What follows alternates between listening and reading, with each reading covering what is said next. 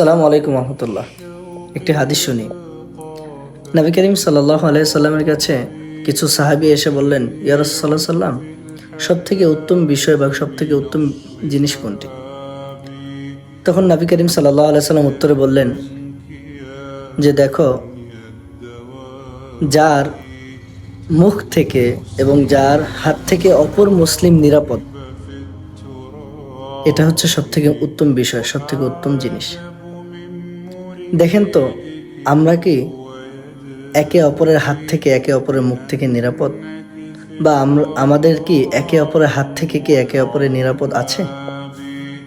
যদি আমরা বর্তমান প্রেক্ষাপট অনুযায়ী দেখি, যে খেলাকে কেন্দ্র করে দেখেন যে কত মানুষ কতজনের সমালোচনা করছে, সেজন্য সে কিন্তু নিজের স্বার্থে না, খেলাকে কেন্দ্র করে সে তার নিজের ভাইকে গালি দিচ্ছে, নিজের বাবাকে গালি দিচ্ছে।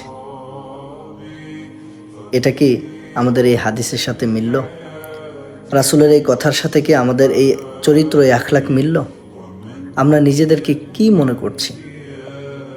এক অমুসলিম ধর্মকে অনুসরণ করে, এক অমুসলিম ধর্মের এক খেলোয়াড়কে অনুসরণ করে আমরা নিজের ভাইয়ের সাথে, নিজের বাবার সাথে, নিজের আত্মীয়র সাথে মানে কি আচরণ করছি? এমনও পর্যায়ে চলে গিয়েছে যে গায়ে পর্যন্ত হাত তুলেছে, এমনও সংবাদ পাওয়া গিয়েছে। এবং এমনও সংবাদ পাওয়া গিয়েছে যে সে এই অমুসলিম না জিতার কারণে সে আত্মহত্যা করেছে।